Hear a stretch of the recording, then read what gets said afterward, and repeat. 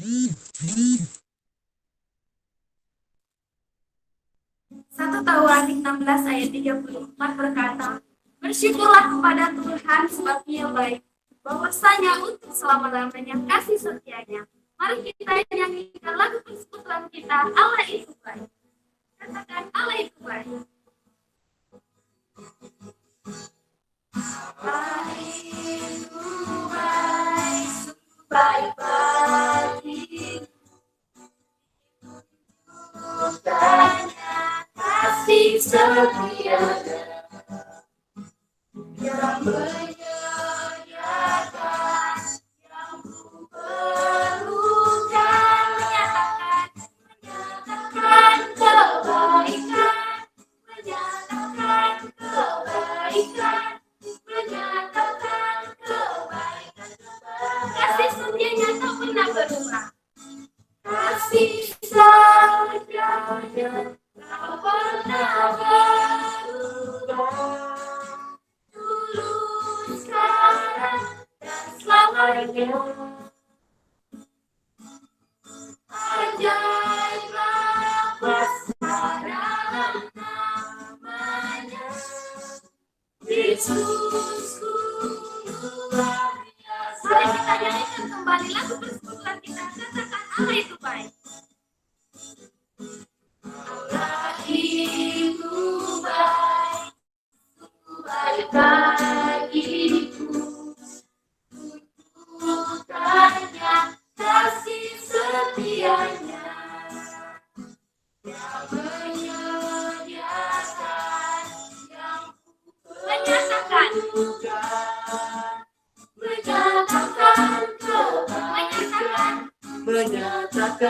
kebaikan, menyatakan kebaikan yang kasih setianya tak pernah berubah. Kasih setianya tak pernah berubah. Sekarang dan selamanya. Ajaiblah kebesaran namanya. Yesus luar biasa. Yesus luar biasa. Yesus luar biasa. Kita berdoa. Ya Allah Bapa yang bertata di tempat yang maha tinggi, Bapa yang sangat berkuasa atas hidup kami sungguh sangat bersyukur buat hari ini kami boleh menerima anugerah kebaikan Tuhan yang terus Engkau berikan dalam hidup kami. Ya Bapa, kami saat ini dipertemukan di rumit untuk mendengarkan dengan sebenarnya kami yang ketujuh ya Tuhan. Engkau berkati dari awal pertemuan sampai akhirnya. Jadi Tuhan yang berotoritas atas ibadah kami, bahkan mit yang kami gunakan, jaringan, bahkan suasana di tempat kami berada, Tuhan yang berkuasa ya Allah, Engkau berotoritas atas ibadah kami, semuanya kami persiapkan hanya ke dalam tangan-Mu. Berkati juga Kak Asna yang boleh menyampaikan firman, biarlah Engkau berikan hikmat bahkan pengertian, biarlah firman boleh disampaikan dengan baik dan boleh kami lakukan di dalam kehidupan kami ya Bapa. Terima kasih ya Bapa, ampunkan keberdosaan kami, layakkan kami di hadapan-Mu supaya kami layak disebut sebagai anak. Di dalam dan dunia Putra dan Roh Kudus, kami sudah berdoa dan mengucap syukur. Haleluya. Amin. Sungguh Engkau Allah yang terindah dalam hidup kami. Allah yang besar, Allah yang perkasa dan penuh kemuliaan. Biarlah kami bukan luput di hadapan Tuhan. Mari kita sembah Tuhan kita bernyanyi, Kau yang terindah, Kau yang terindah.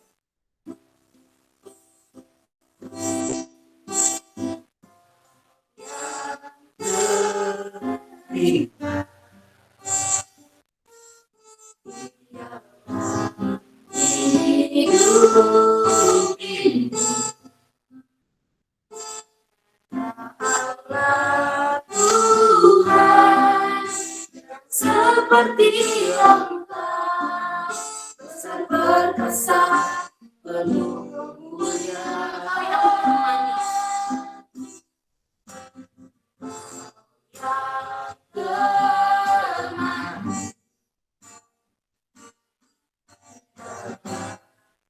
Hidupku cinta kau lebih, cinta kau lebih dari segalanya, besar kasih sayangmu kepadaku ya Allah.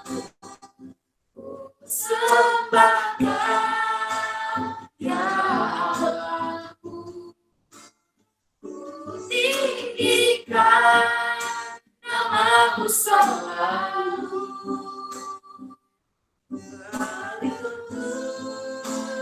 Tak berteduh menyembah Yesus, Tuhan Rajaku. Sembah kau ya Allahku, ku tinggikan namamu selalu. Kau dan berlaku, Engkaulah Yesus, Tuhan Raja. Mari kita lebih dalam menyembah Tuhan, katakan ku sembah ya Allah.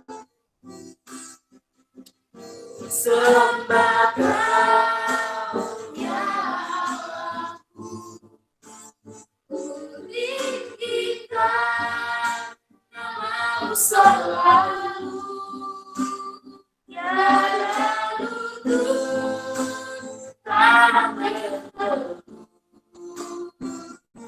Menyembah Yesus, Tuhan Rajaku.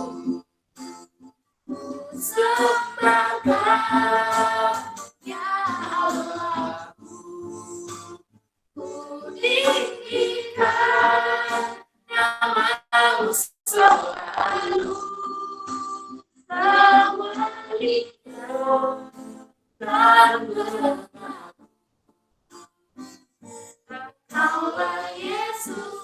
Tuhan Rajaku. Engkaulah Yesus, Tuhan Rajaku. Engkaulah Yesus, Tuhan dan Rajaku. Engkaulah Yesus, Tuhan Rajaku.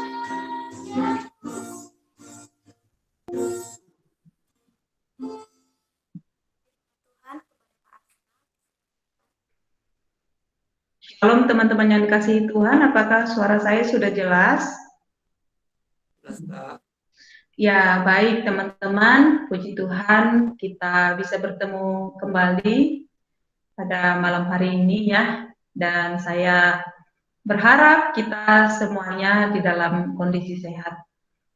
Baik teman-teman, sebelum kita mendengarkan bersama-sama uraian materi dari saya, mari kita buka di dalam doa. Bapa di dalam surga, kami datang kepadamu Tuhan pada malam hari ini. Kami bersyukur kepada Tuhan untuk kebaikan Tuhan yang luar biasa di dalam kehidupan kami hingga pada saat ini. Tuhan yang sudah memelihara kami dengan segala kasih dan kebaikan-Mu Tuhan. Engkau yang menopang kami ya Tuhan di dalam segala masa, saat kami lemah, saat kami ya Tuhan, tawar hati Tuhan yang menguatkan kami, dan bahkan saat kami jatuh, Engkau yang mengangkat kami ya Tuhan. Betapa kami bersyukur dan bangga punya Allah seperti Engkau. Di mana ya Tuhan kami boleh ada seperti kami saat ini.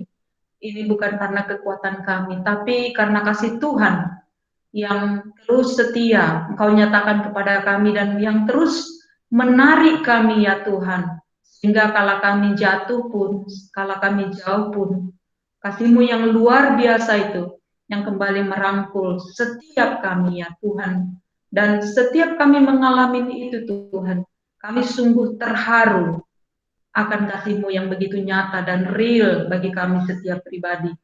Malam hari ini kami rindu ya Tuhan melanjutkan lagi rangkaian training CPKK yang kami ikuti ya Tuhan. Kami bersyukur untuk hari-hari lalu yang Tuhan sudah sertai dan malam hari ini kami rindu belajar tentang pemuritan di era digital. Kami hidup di dalamnya dan adik-adik yang mengikuti training saat ini adalah orang-orang era digital. Kami rindu bersama-sama malam hari ini, Kau yang memperlengkapi kami menjalani dan juga untuk mentaati panggilan kami untuk memuridkan, karena kami sudah menikmati pemuritan terlebih dahulu, dan Kau memanggil kami untuk memuridkan, memberitakan Injil dan memuridkan mereka untuk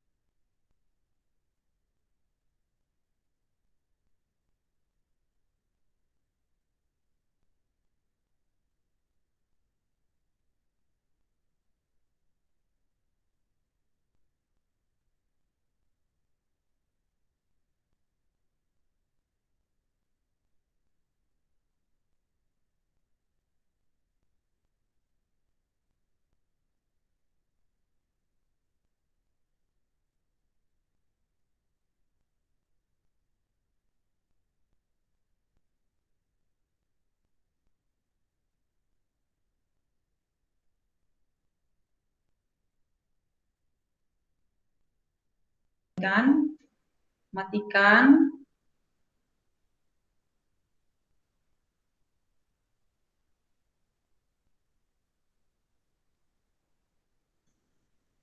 Ya, saya minta tolong ya materi saya. Ya, oke.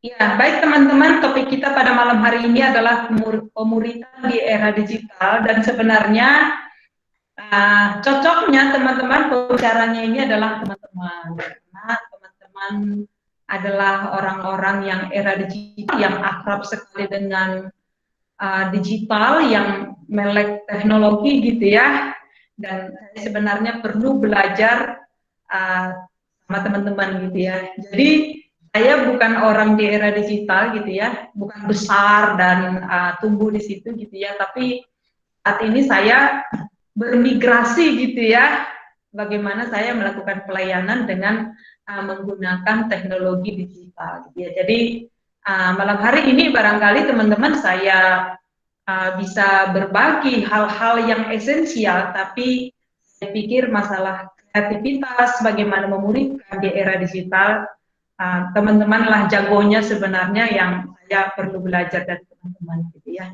Ya, jadi malam hari ini kita belajar bersama-sama, saya membagikan hal-hal yang esensial, hal-hal yang saya pelajari dan juga yang menyemangati saya juga ya, memuridkan gitu di era digital ini. Oke, next. Ya, baik teman-teman, kalau kita perhatikan pemuritan kita yang lama adalah seperti ini ya. Jadi kita berkumpul bersama dan lihat itu ya, itu kan nggak ada jaga jarak itu, nggak ada 1 meter, 2 meter gitu ya. Jadi satu meja berkumpul bersama dan itu tatap muka gitu. Jadi ini pemuritan yang kita lakukan sebelum pandemi teman-teman ya. Jadi kalau itu duduk di kursi gitu ya, ada mejanya. Kalau kita sih selama ini banyakkan apa ya, di tikar atau banyakan di lantai gitu ya, kita duduk bersama melingkar ya, dan seperti ini juga ya, dekat, hangat, akrab gitu ya. Pemuritan yang kita lakukan yang normal sebelum pandemik adalah seperti ini gitu ya.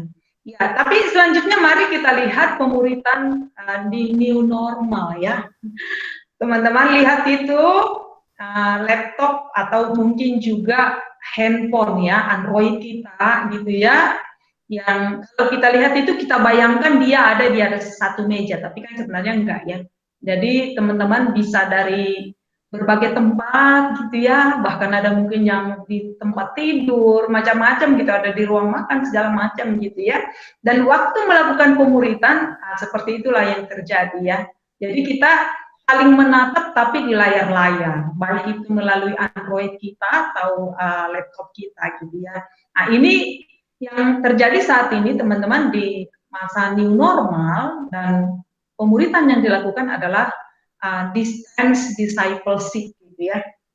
Iya, dan teman-teman, ternyata teman-teman, distance discipleship ini bukan hanya ada sekarang gitu. Jauh ya, tahun-tahun bahkan ribuan tahun yang lalu di Alkitab kita bisa menemukan bagaimana ada distance discipleship. Nah, ini yang akan coba kita belajar bersama-sama malam hari ini, dan pada akhirnya nanti bagaimana kita menerapkan di pelayanan kita yang kalau saat ini sebenarnya bukan hanya discipleship gitu ya, tapi combine antara model yang lama dan yang baru. Yang ada sebutannya itu adalah hybrid gitu ya, atau campuran. Atau kadang-kadang ada orang yang menyebutkan ONO, on-site and online, yang ONO gitu ya. Nah, itu nanti kita pelajari bersama-sama setelah kita coba soroti dulu masalah discipleship-nya, kenapa ini terjadi, dan kita lihat dari Alkitab terlebih dahulu. Mari kita lihat di kisahnya Paulus ya. Kalau di kisahnya Yesus sih kita tidak melihat ada distance discipleship, karena memang Yesus bersama dengan 12 muridnya itu kemana-mana itu sama ya, sering bersama, benar-benar begitu akrab sekali gitu ya. Jadi life together-nya itu sangat kelihatan sekali gitu ya.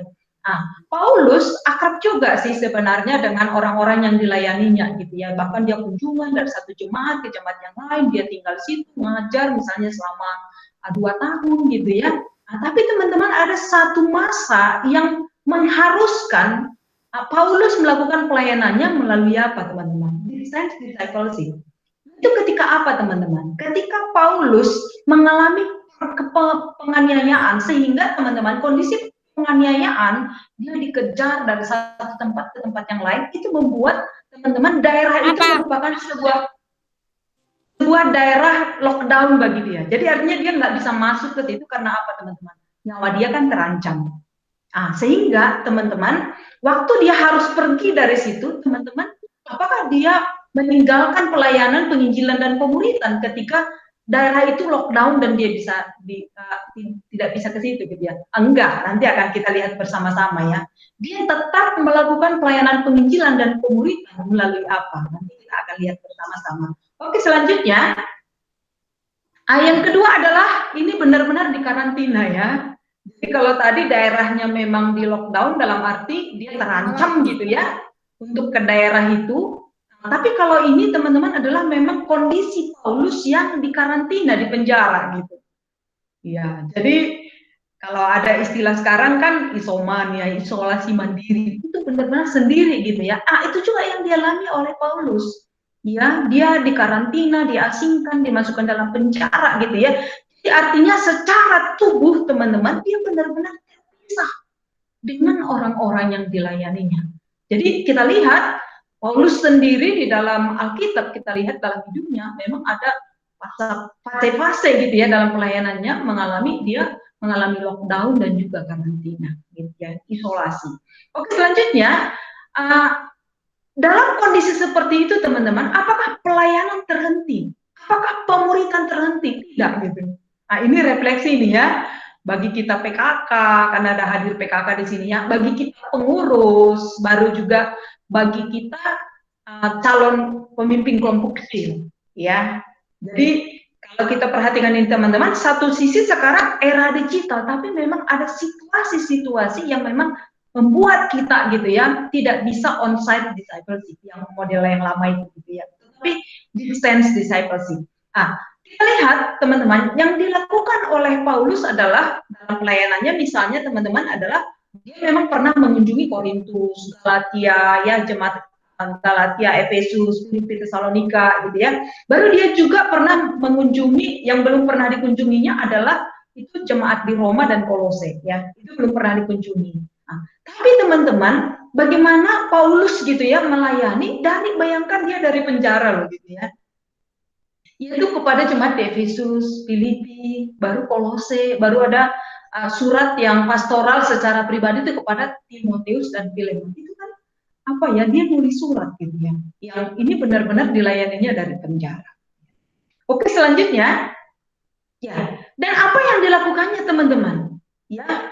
Masa itu teman-teman ya, yang paling canggih ya pelayanan yang bisa dilakukan di dalam distance itu, dalam jarak jauh itu teman-teman ya, adalah melalui menulis. Nah, itulah yang paling canggih waktu itu ya. Jadi dalam arti ya, waktu itu belum ada kayak kita sekarang, belum ada Google Meet, belum ada WA gitu ya. Tapi masa itu teman-teman, yang paling canggih adalah apa? Nulis surat. Nah, makanya teman-teman, Paulus di dalam mengerjakan pelayanan penginjilan dan pemberitannya adalah melalui menulis surat. Ya. Dan yang menarik kita lihat, menulis suratnya itu teman-teman bukan semata-mata pastoral atau misalnya nanya kabar gitu ya, gimana kabarnya, baru mendengarkan keluhan-keluhan misalnya dari jemaat yang dilayaninya. Tapi teman-teman perhatikan, Paulus juga memberikan pengajaran ya melalui suratnya. Misalnya apa itu? Surat Efesus ya. Misalnya Efesus pasal 2 itu kan doktrin keselamatan gitu ya. Itu dia tulis melalui surat. Jadi menarik ini ya. Baru yang selanjutnya itu adalah mendoakan dengan sungguh-sungguh. Nah, jadi kalau teman-teman baca gitu ya surat-surat Paulus itu ya, itu di awal-awal biasanya salam dan juga doa.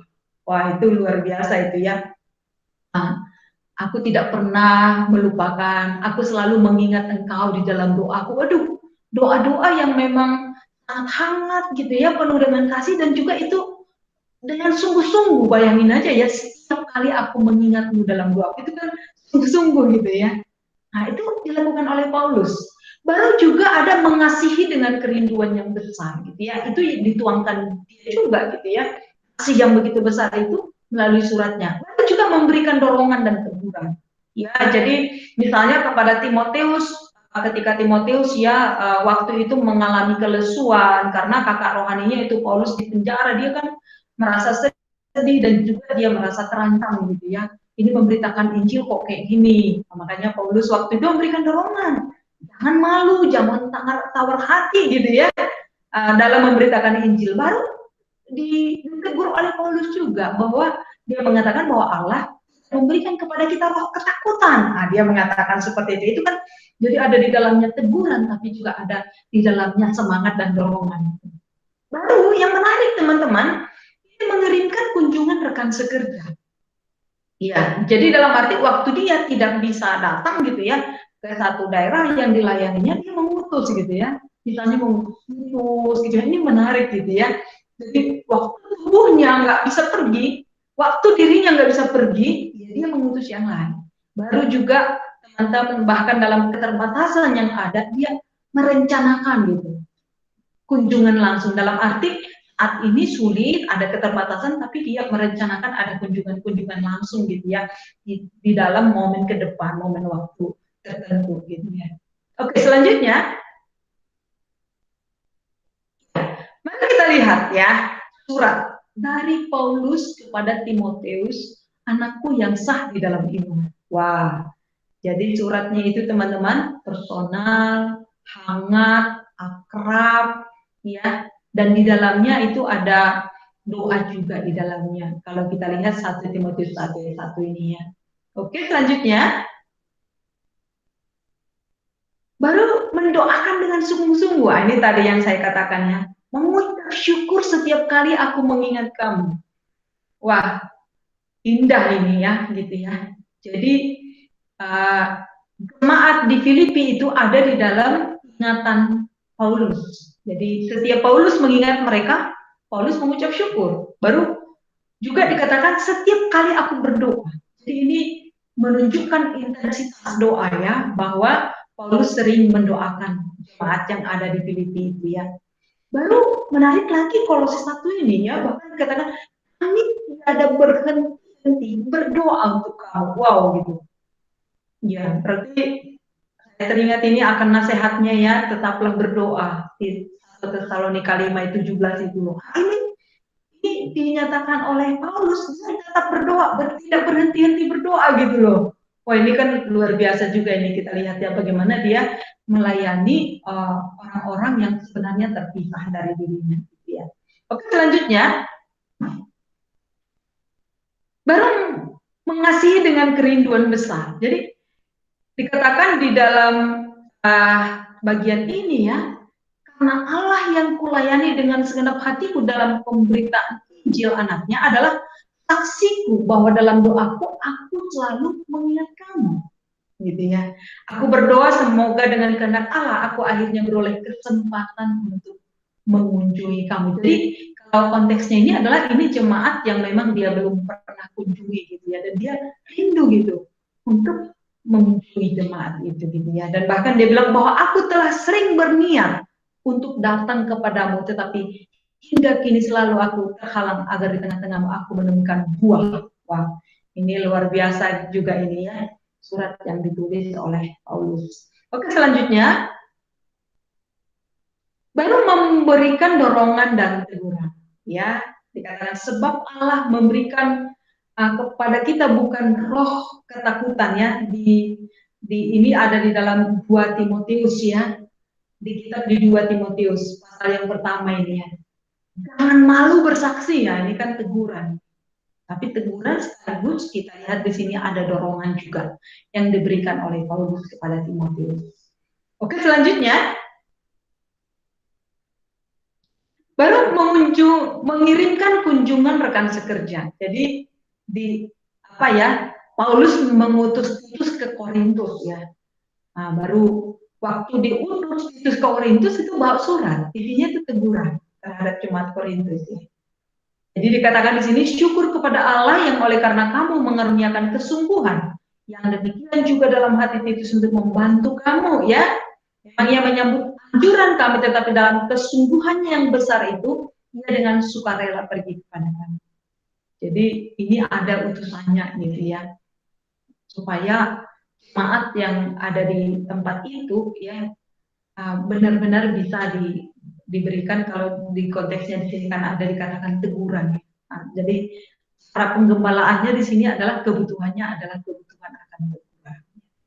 Oke, selanjutnya ya, itu tadi teman-teman alasannya. Jadi dalam arti sebenarnya kalau kita bandingkan gitu ya, yang ideal itu dan juga yang kalau kita bisa secara perasaan yang lebih menyenangkan itu memang teman-teman sebenarnya yang model kita yang lama itu, kita bertemu, kita bersekutu gitu ya, ya KTB onsite gitu ya, dimana kita bisa duduk bersama, berkumpul, hangat, akrab gitu ya, face to face yang secara langsung gitu ya. Tapi teman-teman karena kondisi-kondisi yang ada tadi gitu ya, makanya muncul teman-teman yang tadi distance discipleship gitu. Nah, tapi teman-teman pada saat ini adalah di dalam era digital, baik itu misalnya kondisi sekarang dalam kondisi pandemi, tapi juga sebenarnya karena alasan memang era kita ini adalah era digital teman-teman gitu ya. Jadi muncul sebuah metode yaitu hybrid method ya, gitu ya. Jadi metode campuran. Jadi artinya teman-teman ada memang kita waktunya berkumpul bersama gitu ya, tetapi teman-teman kita juga memanfaatkan teknologi yang kita punya, gitu, kemajuan teknologi saat ini, gitu ya. Dan ini melalui online. Dan bahkan teman-teman bukan hanya misalnya kalau ini kan kalau kita lihat memang benar-benar face to face gitu ya, tapi dengan kemajuan teknologi sebenarnya kita bisa memanfaatkan misalnya media sosial gitu sebagai sarana penginjilan dan juga pemuritan kita gitu ya. Nanti kita akan lihat lebih dalam, dan saya pikir sebenarnya kalau secara ide-ide kreativitas saya pikir teman-teman pasti jago lah di dalam hal ini gitu ya. Jadi sebenarnya malam hari ini ya berbagi esensi lah gitu ya. Tapi kalau dalam prakteknya saya percaya teman-teman itu sangat ini ya, sangat jago sekali di dalamnya melakukannya. Tapi perenungan saya gitu ya, kalau misalnya generasi ini sangat gago di dalam teknologinya, tapi sebenarnya sama dengan yang metode onsite teman-teman, ini pergumulan kita banyak pergumulan di masalah apa? Pergumulan kita di masalah motivasi, masalah hati, masalah komitmen, masalah kesungguhan, masalah seberapa besar kasih kita kepada Tuhan dan kepada sesama, kan di situ sebenarnya problem kita gitu ya. Jadi saya lihat itu yang perlu dibereskan, mau itu onsite, mau itu online gitu ya. Kalau dulu pas onsite juga nggak lancar-lancar kali, misalnya juga KTB gitu ya. Tapi sekarang sepertinya terasa lebih berat gitu. Tapi pikir sebenarnya masalahnya bisa yang tadi-tadi itu, tapi sekarang mungkin ada lagi masalah tambahan kita ya, pandemi, pulang kampung, di kampung lebih banyak masalah. Mungkin itu yang muncul. Kita munculkan gitu masalah-masalah baru saat ini gitu ya. Tapi sebenarnya teman-teman itu yang saya lihat masalah utama misalnya di dalam pelayanan, penginjilan komunitas sebenarnya hal-hal tadi ya. Masalah motivasi, masalah kesungguhan, masalah komitmen gitu. Itu yang pertama-tama teman-teman gitu ya. Ya, jadi teman-teman yang apa ya, malam hari ini saya rindu ini ya memberikan dorongan gitu di dalam area itu, dan secara apa ya, secara bagaimana kita memuridkan metode hybrid ini sebenarnya saya pikir ini enggak sesuatu yang sulit gitu untuk teman-teman lakukan gitu secara teknologinya misalnya gitu ya. Tapi persoalan kita kan banyak di hal-hal yang tadi gitu. Nah, terus yang kedua sebenarnya muncul pertanyaan kita gini teman-teman gitu ya. Kalau pemuritan kita distance gitu ya, discipleship berjarak gitu ya, bagaimana kita bisa memiliki kelompok kecil yang itu memang pemuritan gitu ya.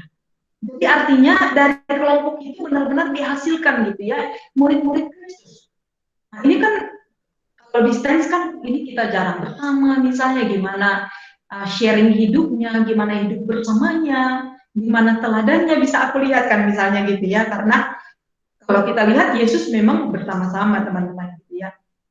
Paulus juga bersama dengan Timotius, mereka pernah bersama-sama, tapi setelah berpisah ada distance discipleship-nya gitu. Nah, teman-teman, untuk bisa teman-teman kita memiliki ya pemuritan yang berkualitas, ini yang perlu kita usahakan di dalam KTB kita. Ada 3 hal ya, esensi pemuritan yang perlu kita usahakan ada di dalam KTB kita. Oke, apa itu yang pertama ya? Yang pertama teman-teman, ini yang perlu kita bangun ya. Nah, mau online, mau onsite teman-teman gitu ya. Kita perlu membangun relasi yang mendalam dan personal. Sehingga terjadi persahabatan rohani antar anggotanya. Baik itu PKK dengan AKK maupun nanti AKK dengan AKK-nya gitu ya. Jadi mau onsite, mau online, mau distance discipleship teman-teman, bagaimana kita membangun di dalamnya ada relasi yang mendalam ya, dan personal gitu ya. Nah, nanti lebih detailnya coba ini ya kita akan bahas gitu ya bagaimana membangun relasi yang mendalam baik onsite maupun online. Oke, yang kedua adalah terjadi pertumbuhan rohani dari tahap ke tahap secara intensional. Jadi teman-teman tetap gitu ya, bagaimana kita mengejar pertumbuhan, ya. Jadi mau online, mau onsite gitu ya, itu orientasi kita. Jadi pertumbuhan, baik di dalam diri kita maupun di dalam AKK kita gitu ya. Pertumbuhan apakah itu di dalam kecintaan terhadap Tuhan ya, kasih kepada sesama, kepada manusia gitu ya, komitmen untuk melayani Tuhan dan yang lain-lain gitu ya. Bahkan sampai kepada hal-hal yang praktis, ketaatan perpuluhan segala macam. Jadi ada pertumbuhan yang terjadi di dalamnya. Oke, selanjutnya yang ketiga adalah ya dihasilkannya pelipat gandaan rohani yang misional dan eksponensial ya. Jadi dengan kata lain teman-teman, bagaimana kita ketika kita membangun sebuah pemuritan yang hybrid tadi gitu ya, ada pelipat gandaan rohani. Nah, nanti juga kita lihat ya bagaimana ini bisa terjadi di dalam kelompok yang kita bangun gitu ya. Oke, selanjutnya ya, mari kita masuk ke hal yang lebih praktis, bagaimana membangun pemuritan hybrid yang efektif gitu ya. Jadi ya esensi itu di dalamnya ada di dalamnya, tapi bagaimana lebih detailnya, lebih teknisnya gitu ya. Nah, lebih teknisnya kita akan belajar bersama-sama malam hari ini melalui ritme kelompok kecil gitu ya, yang itu ada di dalam Kisah Para Rasul 2 ayat 46 sampai 47. Jadi ada 4 di dalamnya ya. Nah, sering juga sih kita menyebutnya itu dinamika gitu ya. Dan juga kita menyebutnya adalah misi di dalam KTB gitu ya. Tapi bisa juga kita sebutnya ritme ya. Oke, mari kita lihat bersama-sama natsnya ya, nats Alkitabnya. Kisah Para Rasul 2 42 sampai ayatnya yang ke-47 ya. Ya, natsnya ya. Ya, mari kita lihat bersama-sama, kita baca ya, disuarakan firman Tuhan dari tempat masing-masing gitu ya. Dua, ya. Mereka bertekun dalam pengajaran rasul-rasul dan dalam persekutuan. Dan mereka selalu berkumpul untuk memecahkan roti dan berdoa.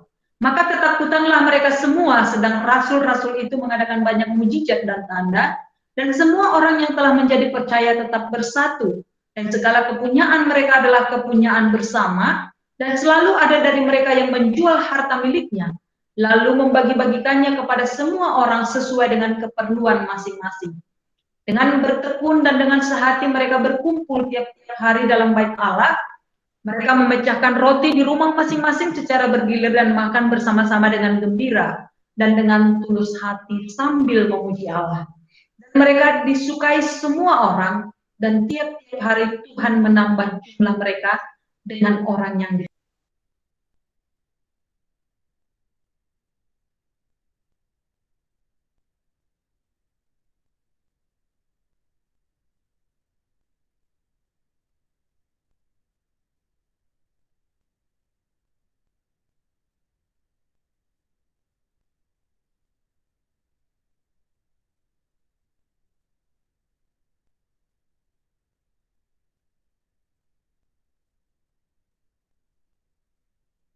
diganggu ya.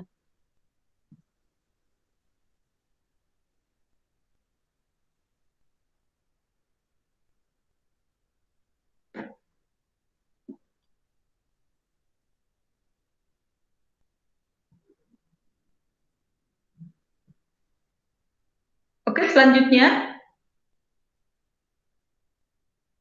Ya, mari kita lihat pertama itu adalah dari kisah para rasul 2 tadi adalah yang pertama itu adalah tentang penyembahan ya, berbagi penyembahan. Jadi kalau jemaat mula-mula tadi mereka ada berdoa, menyembah Tuhan bersama-sama gitu ya. Dan kalau ini diaplikasikan ke pemuritan saat ini gimana? Nah, teman-teman, pengaplikasiannya pada saat ini misalnya adalah dengan pertama itu adalah Singspiration ya. Ya, apa itu Singspiration teman-teman ya? Nah, Singspiration itu adalah misalnya di dalam KTB itu masing-masing anggota dan juga PKK itu berbagi lagu yang menginspirasi dia, lagu yang berkesan bagi dia pada minggu itu misalnya. Ya, jadi kalau di sini kan contohnya lagu Bless the Lord ya. Jadi misalnya itu di share screen atau presenting gitu ya, lalu nyanyi bersama-sama. Nah, kalau ada misalnya di anggota KTB itu yang bisa main gitar, bisa juga teman-teman main gitar dari tempat dia gitu ya. Kalau kita misalnya pakai Zoom itu lumayan ya. Nah, dan saya dengar teman-teman kalau pakai Zoom katanya kalau cuma berdua bisa lebih loh, 45 menit gitu ya. Jadi kalau itu kan videonya lebih bagus kalau pakai Zoom gitu ya. Jadi bisa main gitar dan itu apa gitu ya, kedengaran dengan jelas ke teman kita gitu ya di tempat yang berbeda gitu. Dan waktu misalnya teman-teman ya memilih lagu itu, inspiration gitu ya, lagu yang menginspirasi dia, itu bisa diceritakan kenapa gitu. Itu berbicara begitu kuat bagi dia. Nah, misalnya saya ya, contohnya itu waktu saya ingat kali tuh ya di pelayanan mahasiswa ya, waktu dulu masih mahasiswa. Oh, jadi ini ceritanya ini udah sangat lama gitu ya. Saya itu waktu itu sangat suka dengan lagu ada tuh dari Kidung Jemaat ya. Saya yakin teman-teman banyak juga yang tahu lagu itu ya. Dan bahkan itu lagu itu juga sering di ini sih saya lihat di YouTube ya. Di cover ulang gitu. Yang kekuatan serta penghiburan diberikan Tuhan padaku gitu ya. Jadi lagu yang berbicara begitu kuat. Waktu saya misalnya punya pergumulan, ya. Nah, mempercayai waktu nyanyi lagu itu mempercayai ya Tuhan yang memberikan kekuatan dan penghiburan. Ya, every time gitu ya, itu begitu menguatkan. Nah, dan waktu saya berbagi itu teman-teman di KTP, gitu teman-teman gitu ya, itu akan mendekatkan hubungan saya dengan yang lain. Karena itu kan ada cerita di dalamnya ya, ada kisah yang saya bagikan kepada yang lain melalui lagu yang saya bagikan. Nah, sehingga disitulah tadi teman-teman terbangun kedekatan itu. Jadi terjadi persahabatan rohani satu dengan yang lain.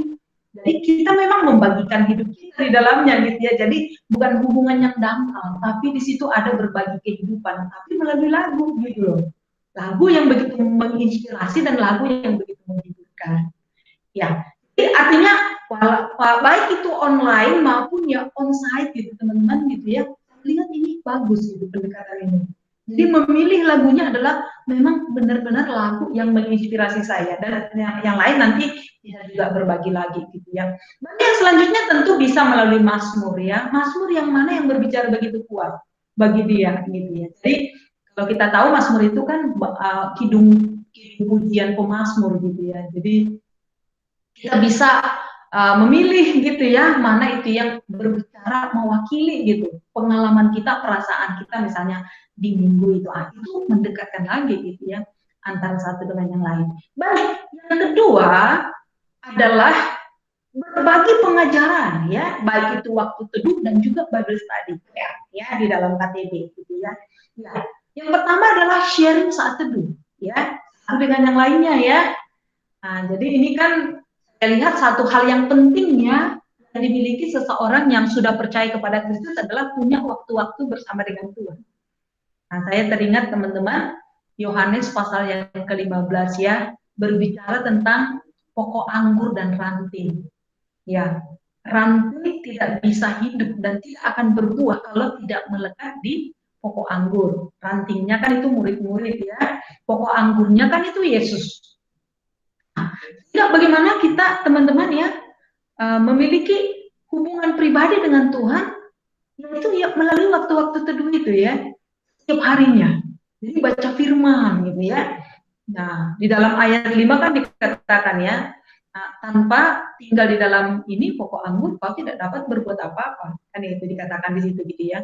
Nah, jadi kita bisa berbagi dari saat teduh kita. Lalu selanjutnya juga adalah ada di dalam kurikulum kita, kurikulum pelayanan mahasiswa, teman-teman, ada 5 bahan PA ya. Ya, 5 bahan PA itu adalah peta hidup baru, ya, memulai hidup baru, karakter hidup baru, baru bekerja tanpa kehilangan visi atau PTKV gitu ya. Baru nanti selanjutnya adalah gospel in life atau diberkati untuk menjadi berkat. Ini kan udah bahan PA apa ya, misi gitu ya, yang terakhir ini.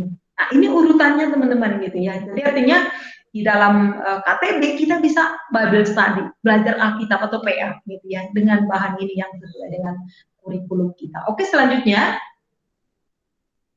Ya, teman-teman, supaya memang benar-benar kita tadi ya ada hubungan yang dalam satu dengan yang lain dan bahkan teman-teman di dalamnya juga ada akuntabilitas ya, saling bertanggung jawab satu dengan yang lain. Saya lihat ini perlu ditanamkan di dalam KTB karena kalau enggak sulit bertumbuh teman-teman ya. Kita perlu bertanggung jawab satu dengan yang lain.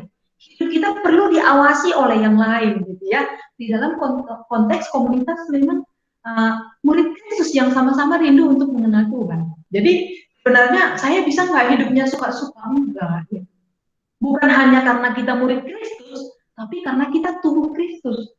Jadi di dalam komunitas gitu ya. Jadi ada orang yang kita izinkan memang mengawasi hidup kita.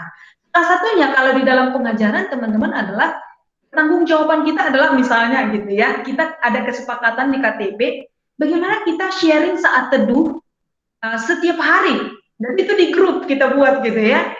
Iya, jadi kita kasih waktu itu mulai pagi sampai malam gitu. Jadi artinya kalau nggak saat teduh pagi bisa saat teduh siang.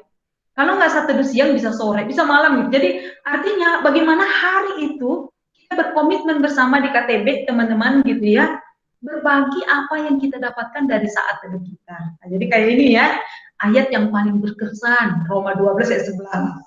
Janganlah hendaknya baru yang lain ini kasih jempol itu ya. Nah, seperti itu gitu ya. Nah, saya apa sih ya? Ini baru saya dapatkan juga seperti bagus juga kayak gitu gitu ya. Jadi bagaimana satu KTB bisa berkomitmen bersama gitu ya. Oke, selanjutnya ya, kalau bahan-bahan saat teduh ini ya santapan harian, warung sate kamu gitu ya, our daily bread gitu ya.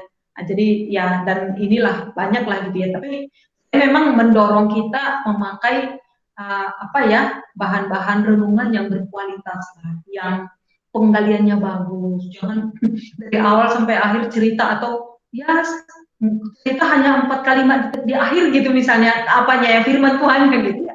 Saya pikir sulit bertumbuh kalau buku buku renungan harian kita yang seperti itu isinya gitu ya. Jadi ini misalnya saya rekomendasi ya, kalau saya sendiri pakai santapan harian gitu ya.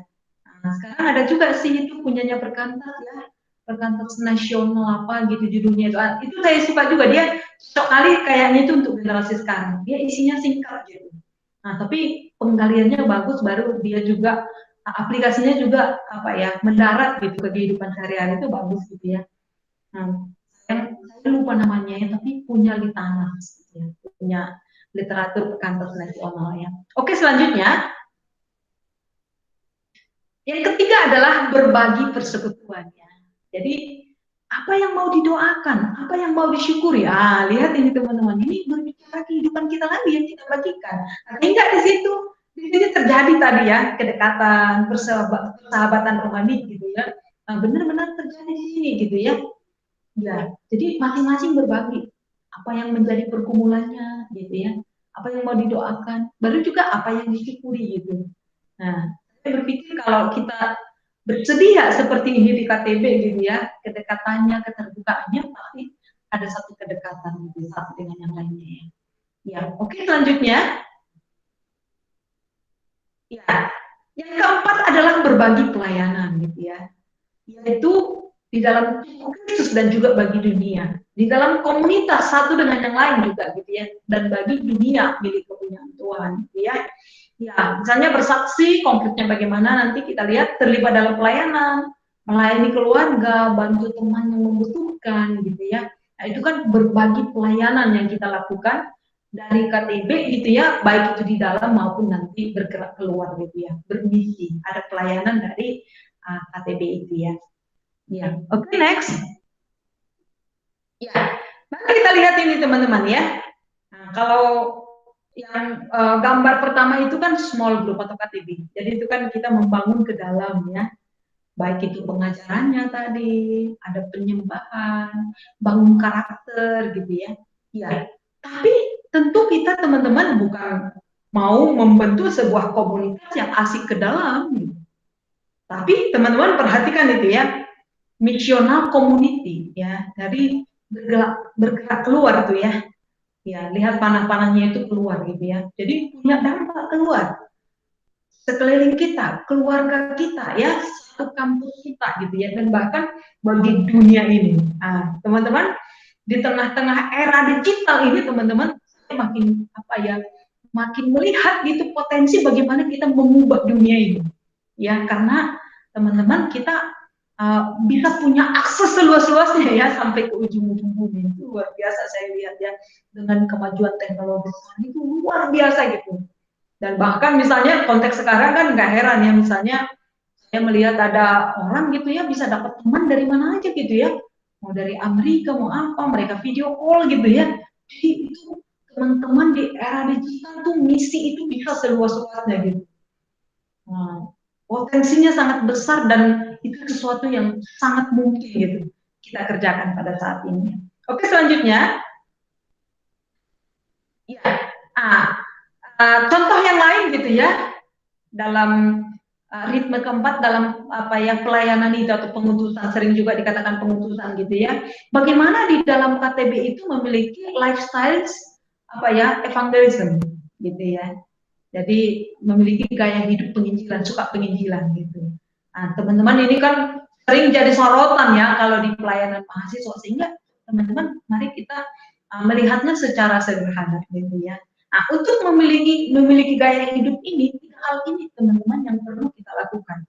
Ya, yang pertama adalah apa teman-teman? Mari kita mulai dengan doa. Ya, kita doakan, kalau kita rindu gitu ya, misalnya menginjili keluarga kita, kita doakan mereka setiap hari ya. Orang tua kita, saudara-saudara kita doakan. Satu kampus kita doakan ya, orang yang belum mengenal Kristus gitu ya. Ya. Baru selanjutnya adalah bukan hanya didoakan gitu ya, tapi kita perhatikan. Ya. Ya. Dan waktu kita memperhatikan ini, kita masih tetap mendoakan mereka. Ini terus-menerus gitu ya. Doakan, doakan, doakan, baru selanjutnya perhatikan gitu ya. Dan waktu kita mendoakan, saya percaya teman-teman kasih kita akan makin bertumbuh ya. Dan kasih yang bertumbuh itulah yang mendorong kita untuk memperhatikan mereka gitu ya. Ya, kita terus doakan, kita terus perhatikan, dan di dalamnya ini kan kalau kita perhatikan itu ada relasi ya teman-teman gitu ya. Pasti ada relasi, dan relasi yang bertumbuh bukan relasi yang statis ya. Ya. Dan selanjutnya di sini nanti waktu kita memperhatikan ada relasi, ada kedekatan, akhirnya ada kesempatan bagi kita untuk share ya, memberitakan Injil, memberitakan firman Tuhan, memberitakan kasih Tuhan kepada mereka, dan bahkan memberitakan karya Tuhan di dalam kehidupan kita secara pribadi. Jadi salah satu contoh yang sangat sederhana gitu teman-teman adalah kalau di dalam membangun gaya hidup penginjilan adalah apa teman-teman ya? Sharing kesaksian pertobatan kita secara pribadi. Waktu kita sharing tentang pertobatan kita secara pribadi kan itu berbicara tentang karya Tuhan dalam hidup kita, kasih Tuhan. Bagaimana kita misalnya even merasakan bahwa Tuhan begitu mengasihi kita orang berdosa dan Tuhan menebus kita, itu kesempatan bagi kita gitu ya untuk share gitu ya, memberitakan tentang kasih Tuhan kepada orang yang memang sudah kita doakan, sudah kita perhatikan gitu ya. Nah, teman-teman, kalau tiga hal ini melekat dalam diri kita gitu ya. Jadi melekat itu maksudnya ini menjadi gaya hidup kita gitu ya. Kita mendoakannya dengan tekun gitu ya. Kita peduli ya, seiring dengan misalnya dorongan Roh Kudus yang memberikan kita hati yang mengasihi gitu ya, orang-orang yang belum mengalami kasih Tuhan gitu ya. Baru ketika kita memperhatikan mereka dan kita punya relasi kepada mereka, kita punya kesempatan untuk sharingnya Injil kepada mereka. Nah ini teman-teman bagaimana membangun gaya hidup penginjilan. Oke, selanjutnya ya, kesimpulannya gitu ya, 4 ritme kelompok kecil itu, yang pertama itu penyembahan atau ucapan syukur dan permohonan Anda kepada Tuhan. Yang itu bisa dituangkan misalnya di dalam nyanyian, pujian gitu kan, dan juga doa kepada Tuhan. Ya, baru juga di sini ada apa yang sedang Anda alami bersama dengan Tuhan. Ini persekutuan gitu ya, kita bisa berbagi baik itu pergumulan maupun teman-teman ucapan syukur. Iya, baru di dalam pengajaran apa yang Tuhan nyatakan pada Anda melalui firman-Nya. Baik itu teman-teman yang waktu teduh kita secara pribadi maupun PA, waktu kita gali bersama-sama gitu ya, dengan bahan-bahan yang ada di kurikulum kita itu ya. Baru yang terakhir adalah pelayanan apa yang ingin Anda lakukan bagi Tuhan. Ya, jadi 4 hal ini teman-teman yang perlu kita bangun gitu ya, di dalam kelompok kecil ya, kelompok kecil hybrid tadi gitu ya, baik itu yang onsite dan online yang kita memang pakai dua-duanya gitu ya, ya metode hybrid ini. Oke, selanjutnya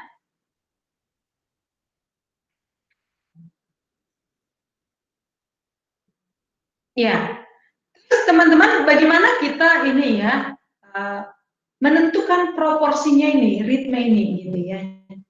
Ya, ternyata waktu saya mempelajari ini gitu ya, sama gitu ya, dari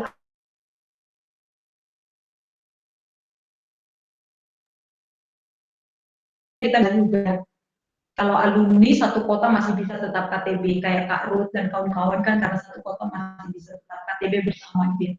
Tapi kan nanti ada waktunya juga kita ini ya perpisahan dan kita pisah kota misalnya gitu ya. Ya, dan di situ bisa dia gabung dengan komunitas baru di sana gitu. Tapi yang menarik teman-teman di era digital kita yang pisah kota bisa tetap lanjut KTB. Itu yang indah juga saya rasakan di dalam era digital ini ya. Nah ini kembali tergantung komitmen kita gitu. Jadi walaupun kita udah berjauhan gitu ya, kita komitmen, kita sepakat, ketemu waktunya udah bisa lanjut lagi ya kita membangun KTB kita gitu ya. Tapi kalau sudah berpisah seperti itu, kota beda kota teman-teman, ini benar-benar distance discipleship gitu ya. Nggak ada lagi dia hybrid karena memang sudah benar-benar berpisah gitu ya, beda kota gitu. Nah, porsinya di sini teman-teman, mari kita perhatikan ya. Kalau dia penyembahan itu sama aja dari awal sampai akhirnya. Iya, tapi di dalam pengajaran, mari kita perhatikan itu. Kalau di penjajakan gitu ya, porsi firman-Nya seperti itu ya. Peralihan itu porsi firman-Nya makin banyak. Tapi perhatikan di porsi waktu di pemantapan, teman-teman. Itu pengajarannya makin intens dan makin mendalam gitu ya. Nah, jadi artinya kita makin mengupas firman Tuhan, makin kita bagaimana pikiran hati kita diubahkan oleh firman Tuhan, makin berfokus pada firman Tuhan seperti itu. Gitu ya. Ya. Dan kalau di penyelesaian kita lihat tetap agak besar sih porsinya, tapi itu makin ini yang makin kecil ya. Lalu di persekutuan, di penjajakan di awal persekutuannya yang besar. Ya, jadi mungkin sekali sih kita sebut tuh penjangkauan gitu ya. Persekutuannya besar tuh memang ya. Ya, kunjungan apa segala macam gitu ya, banyak mendengarkan keluhan mereka segala macam gitu ya. Ya, maka peralihan itu makin kecil ya. Pemantapan itu makin kecil karena porsi pengajaran itu kan makin banyak gitu ya. Tapi di penyelesaiannya kita juga kalau kita lihat itu persekutuannya besarnya. Jadi waktu berpisah apa, disitulah kita merasakan bahwa waduh gitu, indah sekali persekutuan. Baru disitulah mungkin pas berpisah itu ada nangis-nangisan gitu ya, ada mengandung bawang katanya gitu ya, waktu perpisahan. Lalu kalau kita lihat di pelayanan memang di awal teman-teman itu kecil sekali gitu ya. Jadi mungkin ya masih sekedar hadir di kebaktian, memperhatikan yang lain masih seperti itu ya. Tapi lihat itu ya, di tahap pemantapan teman-teman, pelayan itu tinggi gitu. Nah, tapi kalau udah penyelesaian itu kan ya masuk kepada ya masing-masing nanti diutus kemana gitu ya. Ya jadi artinya saya lihat ternyata teman-teman proporsi ritme ini gitu nggak sama gitu dari awal sampai akhir.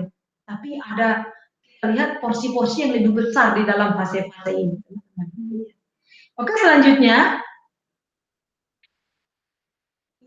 mari kita masuk kepada hal yang penerapannya gitu ya. Jadi tadi kita sudah belajar bersama-sama uraian tentang bagaimana pemuritan di era digital yang hybrid method tadi gitu ya. Penerapannya teman-teman adalah bagaimana kita membangun KTB hybrid itu distance dan bertemu langsung gitu ya. Jadi ada sebuah tulisan yang saya baca, nanti saya bisa juga bagikan itu ya, itu bagus-bagus itu dan itu tulisan yang terbaru gitu ya dari ada seorang penggiat pemerintahan gitu ya, apa di Bandung gitu ya. Nah, itu dia misalnya sarankan gini ya, dalam 1 bulan itu kita online 3 kali gitu ya, distance gitu ya, baru kita desain nanti sekali bertemu itu adalah kita ketemuan. Nah, jadi apakah itu nanti ketemuan bulan pertama itu makan-makan, ketemuan bulan kedua itu ngapain direncanain dengan baik gitu. Ada yang ngasih usulan seperti itu gitu ya. Ini kembali ke kita lah gitu ya, karena teman-teman yang tahu misalnya gitu ya bagaimana keunikan di KTP itu, keunikan adik-adiknya itu perlu disesuaikan. Baru yang selanjutnya teman-teman tentu bagaimana kita memanfaatkan gitu ya teknologi yang ada saat ini. Jadi distance-nya itu teman-teman gitu ya, memang melakukannya melalui WA gitu ya, apakah video call gitu ya, telepon, baru nulis surat ya. Sekarang kayaknya ini udah jarang sih nulis surat ini. Tapi teman-teman saya pikir kalau apa ya ada orang yang apa ya lebih bisa mengekspresikan pikirannya atau perasaannya melalui tulisan nih bagus juga menulis surat ini ya. Jadi orang yang suka nulis buat pengajaran yang lengkap gitu itu menarik juga ini ya kalau ada orang yang tipe seperti ini. Mungkin tipe-tipe introvert ini ya. Ya baru ya bisa pakai Google Meet, pakai Zoom gitu ya. Baru tentu teman-teman juga misalnya mengisi medsos kita dengan konten yang otentik dan membangun. Nah, ini perlu kita pikirkan ini dengan serius teman-teman ya. Saya pikir kalau teman-teman tidak kesulitan lah untuk ini. Saya agak kesulitan ini teman-teman. Karena saya itu tadi loh, saya sebenarnya sedang bermigrasi kan gitu ya ke digital ini ya. Nah, tapi kalau teman-teman sebenarnya kan kalau masalah mengelolanya kan teman-teman jago. Nah, tapi ini yang penting kita perhatikan teman-teman. Bagaimana kita otentik. Jadi otentik itu maksudnya apa teman-teman gitu ya. Nah, di dalamnya tidak ada pencitraan ya di dalam medsos kita misalnya nggak ada pencitraan supaya kayaknya kesannya kita rohani segala otentik gitu ya ya dan otentik ini saya pikir kita yang paling tahu ya. Saya tidak bisa nuduh orang dia nggak otentik ya karena itu kan saya berprasangka buruk dong namanya gitu ya tapi saya yang harus memastikan diri saya otentik. Ya, setiap postingan saya itu, apakah itu pencitraan atau otentik. Artinya yang memberkati saya, yang berbicara kuat bagi saya, dan saat itu misalnya yang saya renungkan dengan Tuhan. Ya, contohnya baru-baru ini ya, saya menemukan firman Tuhan dari kitab Roma itu loh ya. Nah, bersukacitalah dalam pengharapan gitu ya, sabarlah dalam kesesakan dan bertekunlah di dalam doa. Waktu saya baca itu kan, waduh gitu, indah sekali ayat ini ya gitu ya, bersukacitalah di dalam pengharapan. Saya renungkan ya, iya gitu, kalau ada pengharapan pasti ada alasan kita bersukacita. Nah, karena kan ada pengharapan itu kan bahwa ya kondisi kita nggak ginilah terus gitu ya. Ya ada titik terang nanti gitu ya kan, itu namanya pengharapan ya. Nah, Tuhan akan menolong pada waktunya. Tuhan akan singkapkan gitu ya. Misalnya waktu kita bingung gitu ya. Baru selanjutnya dikatakan sabarlah dalam kesesakan. Wah, saya waktu baca itu teman-teman ya, iya, kalau namanya udah kesesakan itu kan nggak enak gitu ya teman-teman gitu ya, itu menderita yang kita alami nggak enak lah gitu teman-teman gitu ya. Nah, makanya dibutuhkan apa? Kesabaran. Waduh, itu waktu saya baca itu teman-teman, itu pesannya itu begitu kuat ya, nancap di hati saya gitu ya. Nah, tapi muncul lagi tuh, makin ini ya, makin kagum gitu, waduh indah sekali firman Tuhan. Dikatakan bertekunlah di dalam doa. Ya, untuk bisa tetap punya pengharapan kan perlu berdoa teman-teman. Untuk perlu sabar itu perlu doa gitu ya. Nah, terus doa sampai berapa lama, berapa kali gitu ya. Kun. Paulus mengatakan tetaplah berdoa. Itu tekun gitu ya. Artinya kita berdoa baik waktu kita nikmati atau enggak. Kita berdoa baik waktu kita misalnya merasa Tuhan itu kok diam ya. Tuhan itu kok nggak jawab doaku ya. Kok udah selama ini kok nggak ada tanda-tanda misalnya Tuhan nggak jawab doa kita gitu. Nah, tekunlah terus berdoa. Tekunlah terus meminta kepada Tuhan. Nah, teman-teman waktu saya ini ya temukan ayat itu, waduh. Nah, saya bagikan di dalam status saya WA gitu ya. Iya, perlu otentik. Jadi artinya bukan karena keren gitu ya. Ketemu kita misalnya quote keren udah kita buat gitu. Padahal sebenarnya nggak nancap di hati pikiran kita. Oh, keren aja gitu ya. Jadi berpikir apa ya yang kita buat itu otentik dalam arti pertama-tama memberkati kita, baru kita bagikan gitu ya kepada yang lain gitu. Baru tentu yang selanjutnya adalah membangun teman-teman gitu ya.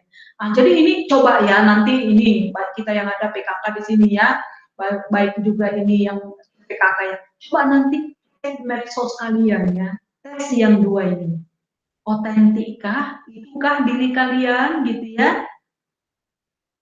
Yang kedua teman-temannya, membangunkah media sosial kalian gitu ya. Membangun dalam arti teman-teman adalah, nah saya pernah baca itu ya, pertama-tama kalau misalnya Yesus baca statusmu, kira-kira gimana reaksinya? Saya waktu apa ya pernah membaca seperti itu, geli juga gitu ya. Iya. Nah, kalau teman-teman alay waktu Yesus lihat statusnya alay, gimana kira-kira responnya Yesus gitu ya. Nah, dia senang atau bagaimana gitu ya. Tapi pertama-tama itu Yesus. Yang selanjutnya yang kedua ini teman-teman ya. Waktu misalnya orang baca medsos kita, mereka diberkati ya. Mereka makin dekat kepada Tuhan ya.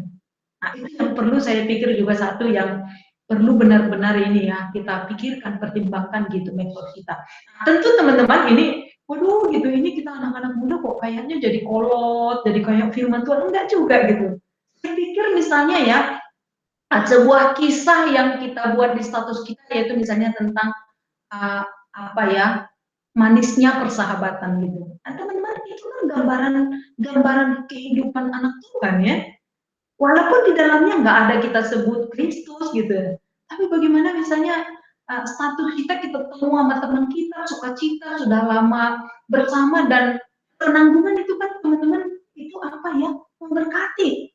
Jadi nggak jadi kolot juga sih gitu ya. Ini keasli ini nanti menjadi kayak ayat tanya enggak juga gitu. Tapi teman-teman kehidupan sehari-hari pun tapi itu bisa jadi berkat, gambaran hidup bersukacita, kehidupan kita juga nggak ini gitu ya, tidak kayaknya monoton segala macam gitu misalnya itu yang kita buat status gitu kan kehidupan yang menarik juga saya pikir gitu ya, bisa menjadi berkat kepada orang lain gitu. Baru kalau di dalam konteks misalnya adik-adik KTB kita ini nanti yang kita berikan gitu teman-teman, iya mereka bisa belajar menjadi sebuah teladan tentunya bagi mereka gitu ya. Ya. Terus selanjutnya selain medsos sih kita teman-teman saya pikir kita bisa merekomendasi gitu ya konten-konten yang bagus, baik itu misalnya YouTube kah, TikTok kah, atau apa gitu ya, dari kemajuan teknologi yang ada itu bisa kita bagikan. Jadi artinya kita bisa gunakan sebagai sarana pemuritan bagi orang-orang yang kita layani. Teman-teman, ini tidak bisa kita hindari lagi gitu ya. Sama seperti kita yang setiap hari gitu ya, bahkan mungkin bisa dibilang gitu ya 24 jam handphone dekat kita gitu ya, kita nah sewaktu-waktu ada yang menghubungi kadang-kadang kan gitu juga kita rasakan gitu ya. Baru kita setiap waktu tuh megang itu gitu ya, baru di situ juga kita bekerja, tapi di situ juga kita menjelajahi dunia, berrelasi segala macam gitu. Jadi teman-teman, bagaimana kita misalnya sebagai seorang pelayan yang memberikan input-input yang berkualitas, yang memiliki nilai-nilai kerajaan Allah gitu ya, melalui kemajuan teknologi media sosial gitu ya, yang kita miliki gitu ya, itu bisa menjadi sarana komunitas yang bisa kita pakai gitu ya dalam mengerjakan pelayanan kita. Ya, baik teman-teman, itu yang bisa saya bagikan pada malam hari ini. Apakah ada yang perlu didiskusikan atau teman-teman bukan diskusi ya, tapi misalnya ada yang mau berbagi gitu ya, apa contoh usulan misalnya, atau yang teman-teman sudah pernah lakukan gitu ya, bisa diceritakan gitu ya di dalam training kita. Jadi itu bisa menjadi inspirasi, bisa jadi kesaksian bagi yang lain ya, bisa menjadi input-input yang bagus gitu ya bagi yang lain. Oke, silakan teman-teman kalau ada.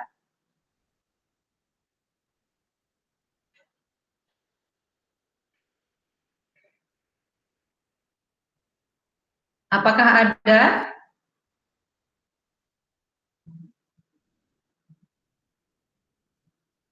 Ya, berbagi juga bisa ya. Tadi kan saya katakan sebenarnya ini teman-teman yang cocok ininya gitu ya, pembicaranya gitu ya. Tapi saya menyampaikan hal-hal yang esensial. Tapi kalau masalah kreativitas sebenarnya kalian jago lah ya di dalam hal ini.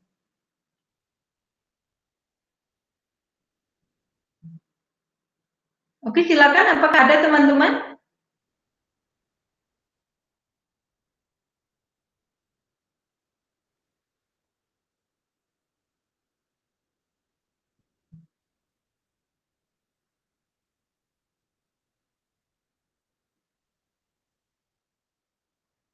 Oh, kelihatannya sudah jelas ya. Iya. Baik teman-teman ya.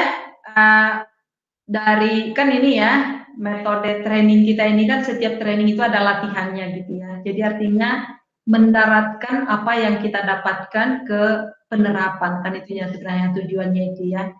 Ya. Daniel, apakah kurikulumnya udah dibagikan Dan? Udah Kak. Oke, jadi teman-teman di setiap kurikulum itu kan ada latihannya ya. Jadi nanti teman-teman lihat di situ. Jadi karena ini adalah latihannya itu adalah bagaimana kita melakukan pemuritan hybrid gitu ya. Kalau memang itu yang diminta ya. Artinya gini, memang tidak memungkinkan juga ada ketemu, berarti bukan hybrid juga sih, benar-benar distance gitu ya. Jadi disesuaikan dengan kondisi KTB-nya masing-masing ya, KTB intinya masing-masing gitu ya. Mari kita menjalani KTB inti kita selama 1 bulan gitu, baru kemudian nanti kita kayak membuat laporan gitu ya dari KTB yang kita lakukan gitu ya.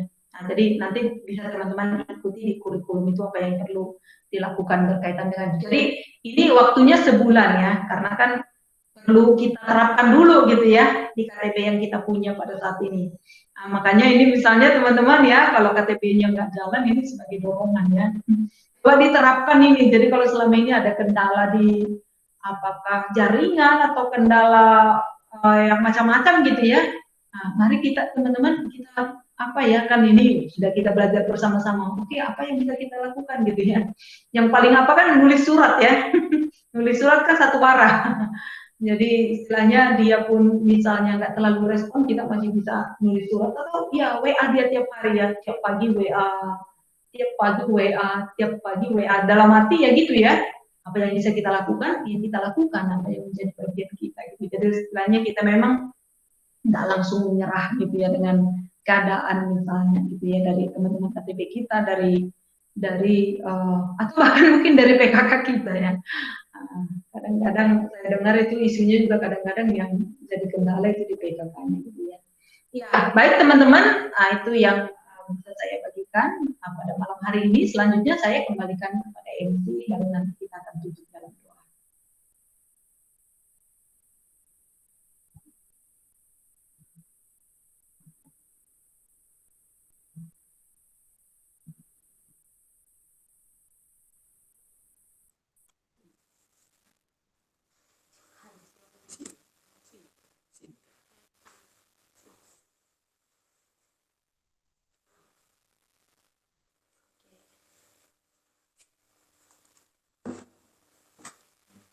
Kita telah dibukakan tentang pemuritan di era digital, yaitu pemuritan dengan metode campuran atau hybrid method, serta esensi pemuritan, yaitu yang pertama, adanya relasi yang mendalam dan personal, sehingga terjadi persahabatan antara anggota.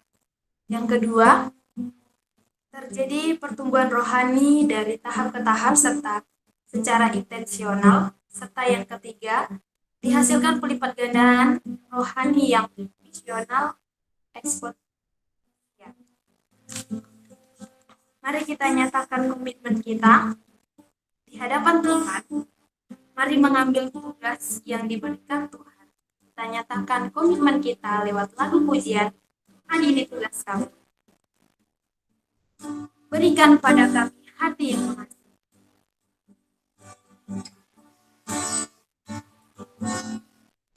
Berikan pada hati yang mengasihi, jiwa-jiwa yang penuh kasih Bapa. Mereka yang dalam, mereka yang tersesat, hati kami seperti hatimu Yesus. Hari ini tugas kami, Tuhan, ini tugas kami. Beri keberanian bagi kami.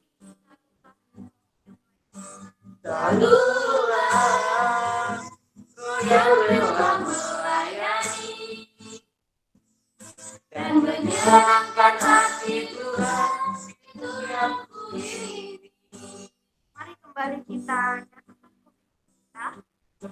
ini tugas berikan pada kami.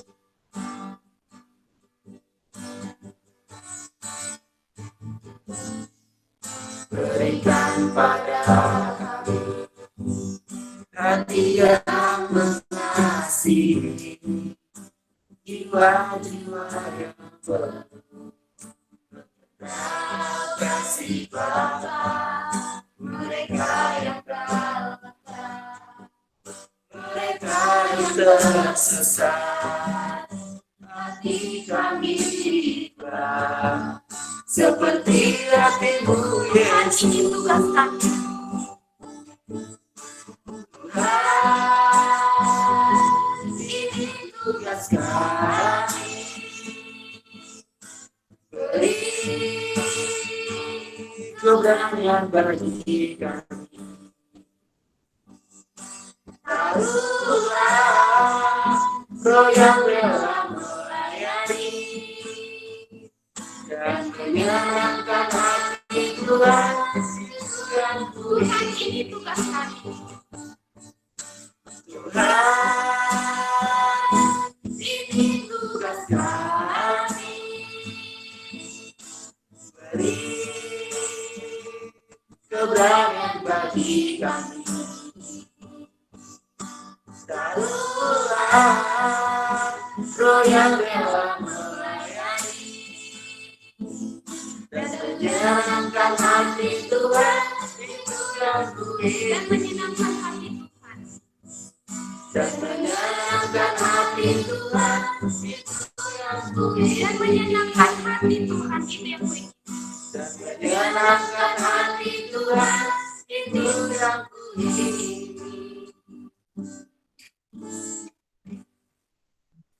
Doa penutup kepada Kak Asna. Mari kita tutup training kita di dalam doa. Bapa di dalam surga, lagu kami tadi merupakan lagu doa supaya Engkau yang memberikan kami hati yang mengasihi jiwa-jiwa yang belum mengenal Engkau ya Tuhan. Karena dengan hati yang mengasihilah kami akan rela untuk menyapa mereka, untuk mendoakan mereka, untuk peduli terhadap mereka dan untuk memberitakan Injil kepada mereka dan memuridkan mereka. Kiranya Roh Kudus-Mu yang bekerja di dalam diri kami menolong kami ya Tuhan. Masa ini kami mempersiapkan diri melalui training kami dan ada latihan-latihan yang perlu kami lakukan Tuhan supaya apa yang kami pelajari ya Tuhan itu benar-benar ya Tuhan membentuk hati kami dan membentuk perlengkapan kami sebagai seorang pelayan. Dan yang Kaulah yang menolong kami ya Tuhan. Dan terutama Kau tolonglah kami dalam hubungan pribadi kami dengan Tuhan dan dalam mengupayakan KTB kami supaya Engkaulah yang menolong kami orang yang komitmen dan benar-benar ya Tuhan yang rindu bertumbuh bersama-sama di dalam KTB, bersama dengan PKK kami, dan juga bersama dengan teman-teman KTB kami. Kaulah yang menolong setiap peserta training CPKK ini, menolong juga komisi perintisan yang menyelenggarakannya dan juga ya Tuhan pengurus PMKI yang menyelenggarakannya training ini kami berdoa supaya Tuhanlah yang menolong supaya setiap trainingnya benar-benar bisa dipersiapkan dengan baik dan ada juga ya Tuhan kami bersama-sama boleh serius dan komitmen ya Tuhan di dalam perlengkapan kami di training CPKK ini. Bapa di dalam surga, kami menaikkan doa kami ini ya Tuhan di dalam nama Yesus Tuhan dan Juru Selamat kami yang hidup. Amin.